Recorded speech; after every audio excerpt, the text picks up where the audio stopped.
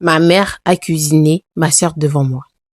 J'ai grandi dans un village reculé du centre du pays. Là-bas, la nuit est noire comme l'encre et les secrets sont plus lourds que la terre rouge sous nos pieds. Mon père est décédé quand j'avais 9 ans.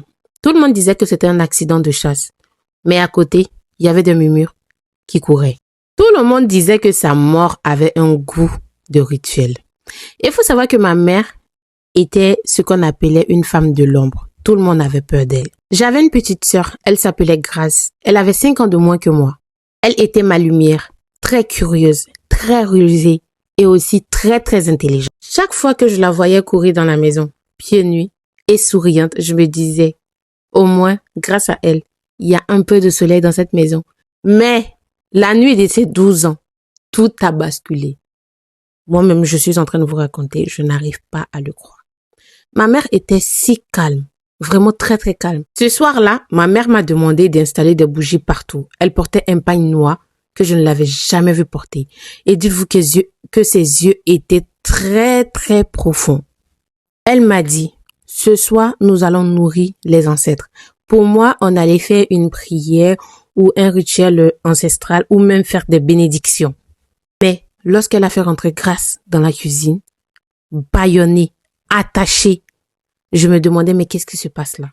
Ma petite sœur de 12 ans, que ma mère a attachée, qui est même bâillonnée pour l'empêcher de crier, j'ai commencé à avoir peur. J'ai crié, elle m'a giflé avec une force que j'ai même vu des étoiles passer sur ma tête.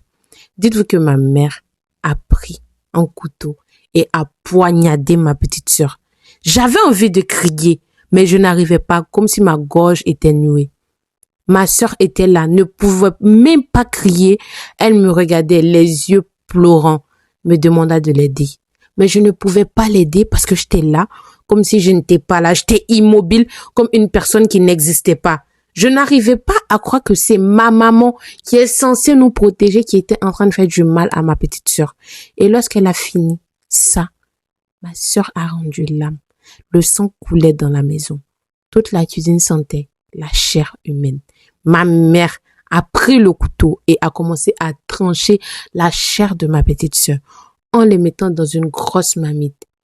Elle a fini tout ça, elle a cuisiné la viande de ma sœur, l'enfant qu'elle a mis au monde, et elle m'a demandé de manger en disant c'est tellement bon. Lorsque j'ai mis ça dans ma bouche, j'ai fui dehors. J'ai commencé à vomir. Je n'arrivais pas à m'arrêter de vomir. Le lendemain,